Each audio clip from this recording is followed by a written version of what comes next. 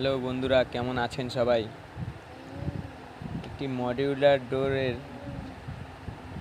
Working process দেখাচ্ছি। দেখুন, একটি মডিউলার গ্রুপিং ডোরটি ফ্রন্ট সাইড চারকোল কালার ও উডেন ভেঞ্জের ল্যামিনেট নিয়ে করা এবং ব্যাক সাইড চারকোল কালারের ল্যামিনেট ও গোল্ডেন কালারের অ্যাক্রিলিক। তো গ্রুপ করার জন্য 4mm গ্রুপ আমি করেছি, যেটি কাটার ব্লেডের তলায় একটি ছোট্ট সানমাইকা চিপ দিয়ে 4mm গ্রুপ করেছি এবং 2mm ডিপ দিয়েছি গ্রুপের, যেটা আমি কাটার ব্লেড থেকেই করেছি। চাইলে মিনি রাউটার বা স্টিমার দিয়ে করতে পারেন। দেখুন, সুন্দরভাবে গ্রুপ হয়েছে। গ্রুপ করার পরে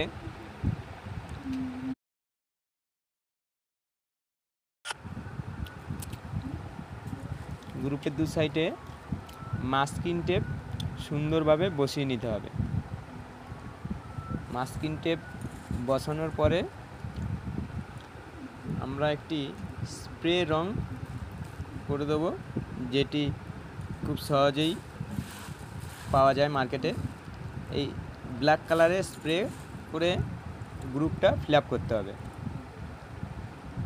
এই স্প্রেটা 5 মিনিটের মধ্যেই শুকিয়ে যায়। 5 মিনিট পরে আপনি মাস্কিং টেপ ও ল্যামিনেটের উপরে প্লাস্টিক তুলে দিতে পারবেন।